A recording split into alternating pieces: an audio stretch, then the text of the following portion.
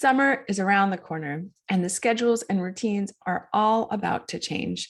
Now, maybe you've heard that kids with neurodiversities or ADHD need to have a routine and structure in their days, and you feel a bit of pressure around that. Well, this upcoming conversation with Dr. Erina White might just relieve you of a lot of that pressure and give insight and clarity so that you can enjoy your summer with your kiddos more. My name is Veronica Hunter. I'm the founder of ADHD What Now? It took me 4 years to figure out what was important when my kiddo has ADHD, and I don't want it to take that long for other families. So now I partner with parents and professionals to select next steps beyond medication and information overwhelm. Now, in this conversation with Dr. Erina White, she, like I said, is going to share about schedules, routines, and help increase your freedom and responsiveness to what your family needs. I just want to tell you, I first met Dr. Erina White through an article that she wrote on anxiety, and it was incredibly insightful and compassionate, I felt. So she came on, she did an interview on anxiety on this YouTube channel, and you are totally invited to watch that as well, if that is an area of need for you. Through that conversation, because I'm always on the lookout for resources that are really value packed, right? That because there are so many different areas that we can look into or might need support in. So Dr. Erina White hosts this opportunity called You Have a Village. And I wanted to bring her specifically before you so that you know about this resource because I think it solves a big problem out there in terms of availability and affordability of support. We have with us Dr. Erina White, who is a psychotherapist who specializes, I think, does beautiful work, especially in the area of anxiety, but has many different areas of expertise in supporting families and is based in the Cambridge, Massachusetts area. She runs her own practice. She is trained by Harvard and works with Harvard, and has a great resource available for you guys if you're ever interested. You have a village.com that is intended to be like a home base with trained psychologists. You can tell us about it very briefly, Dr. Erina, and then we're going to jump into some really great questions that you guys posted. Hi, yes. We have an organization called You Have a Village, and it's to support parents who have kids who are struggling with mental health or executive functioning issues. And we run a bunch of groups in a 24/7 chat feature. So that way, we know a lot of parents struggle and need support real time. So yeah, we have wonderful members in our village, and it's a passion project of mine to be able to help people whenever they need it on demand. Awesome. So thank you so much for being here today and taking the time to talk with us. Some of our folks in this group asked questions about transitioning into next year. If there is a big jump in expectations and sensory and auditory processing going on, what do we do to prepare over the summer, perhaps? Yeah, we were actually chatting about this in one of my groups last week. We have a teacher and a few special ed folks. And they said, look, your kid is not going to gain skills over the summer. All you can hope is that they don't lose skills from the prior year. And I think that's important for parents to remember because kids need a break. You know, summer is like, it's supposed to be fun. It's supposed to they're supposed to be focusing on other parts of learning, spending time with their friends, being outside, swimming, sporting, running through the fields, exploring, worms and picking up basketball. They're supposed to be sort of generating activity in other parts of their brain that's non-academic. And so when parents ask me, what do I do? I say, go drink a cup of tea and try really hard to not worry because as I just mentioned in the last question, many kids come with, at different shapes, stages, phases when they start school. And many of them learn in different ways. And your kid's going to get it. You pushing and worrying isn't going to make them get it any faster. And in fact, if anything, it might make them worry. It might make them think like, why is my mom pushing this? There are small things that you can do. I think it's great if you can encourage reading or wherever your child is in their reading process. encourage some kind of, they have to read a certain amount before they watch TV, or they have to read a certain amount every day, because we know that reading is really important and does stimulate different parts of the brain. There's certain things you can do, like cooking, where they have to look at the fractions or the pieces on the, how much goes into what. You could have them, practice giving out money and buying things.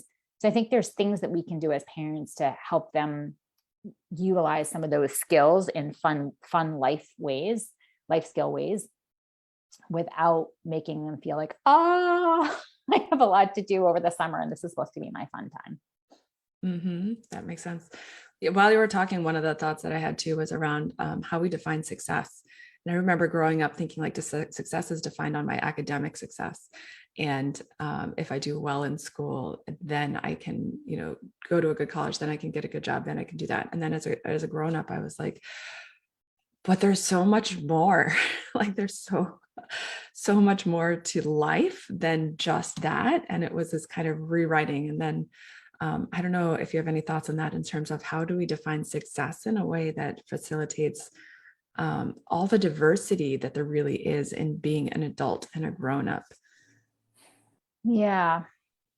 To me, as a therapist, success is being happy, right? It's feeling good about themselves. It's content.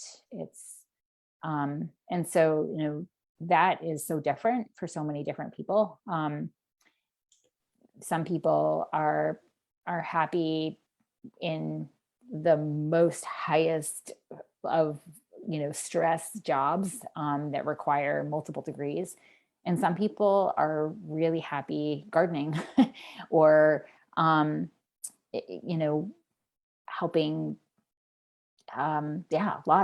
whatever it is that you choose.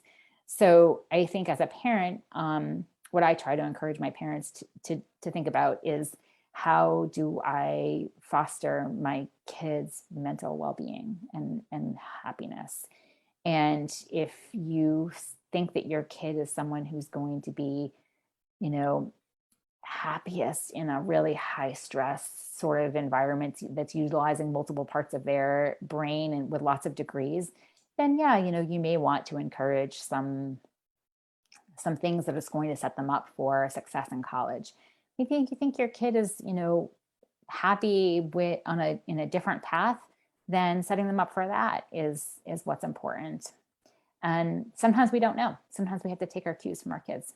And nothing you do today is going to jeopardize tomorrow. As long as your kid is happy in the moment and feeling good and, snuggling and loving and connected to you as a family, you're doing your job. Yeah, I appreciate that, because I feel like it takes some of the pressure off, right? I think kids feel parent pressure really more than I think we realize. And so, especially as we head into the summer, now is the time to sort of and let your kids enjoy life, and you enjoy it too. Because for many of these kids, especially if they have ADHD, school's been really hard. They've had to work really, really hard. That structure, that routine, it doesn't work with their brain the same way that it does with other kids. So they need this downtime. Mm-hmm. Mm-hmm. Now that's interesting, because so often we get the message that structure is really important for a functioning of ADHD brains. And so then parents feel this like pressure in that regard too, of needing to provide a certain amount of structure. And then that can feel overwhelming and create stress. Mm-hmm. What are your thoughts? I think that routine for so many kids is really important, and for parents. And so if you happen to have a kid that really needs that, then that's great. I think for some kids, especially sort of some of the more ADHD kids who get really engrossed in a project and get annoyed that they're constantly being taken off that project into something else, and probably would really love to spend an entire day just painting by themselves. I think it's okay to let them do that. And I can't tell you which kid you have, but you know, you know if your kid melts down, if they're left with a lot of unstructured time, and you know if you have a kid that really could use just some space to like have a full run of whatever they want for the day. And if you have a kid that wants that space, I would say if you can do it in the summer, let them, because that's usually where their really great creative, let themselves be mentality comes out. If you have a kid who is sort of emotionally dysregulated and really seems to thrive with just, and sometimes that routine really is synonymous with having physical, like running or a physical break. Sometimes it's synonymous with a lot of peers and stimulation. Sometimes it's synonymous with routine can mean that they just need a break from whatever activity they're doing because they can't be in that same activity for long periods of time. So whatever it is that your kid needs, I think trust your instincts, look at your kid and kind of pay attention. If they're a routine type of kid, make sure you do that, make sure you're like, okay, my kid is a routine kid who needs a lot of exercise. I'm going to make sure that they have, sports at this time, or I'm going to make sure that we encourage, playground at this time every day. If you have a kid that really struggles with, has a short attention span and really needs something new, make sure you do that for them in their day. And if you can't do it because you're a working parent, make sure that you let whatever provider they have know that your kid does best with some structure. Mm-hmm. Awesome. Words of wisdom to switch from I shoulds in my head to taking your cues from your kids. I think if we can, our kids do know what they need. Sometimes we just don't listen. And that's because in many ways with a school schedule and working, we can't listen. But that's why I love summer, because we actually can, if we're, non-working, able to provide it. I think we can sort of allow for our, neurodivergent kids to get a different way of being for a few months. Mm-hmm. Great tips. Thank you so much for sharing your time and expertise here with us today. And people can find you where again?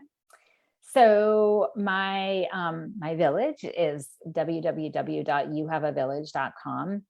My specific private practice, which has some resources as well, and some links to some articles that I've written, is www.erinawhite.com. So yeah, it's nice to meet all of you. And don't fret, parents. I would say everything will be better tomorrow. Nothing that's happening right now is going to make or break your child's life. And if you can just remind yourself that there's always another day to try again. There's always another time to focus on academics. There's always another day to fight about sunscreen, that it's okay. Whatever you have going on now is not going to make or break your child's happiness or well-being. Love it. Thank you. Yeah. It's so nice to see you. You too. We too. And we'll see you again soon, hopefully. Okay. Bye.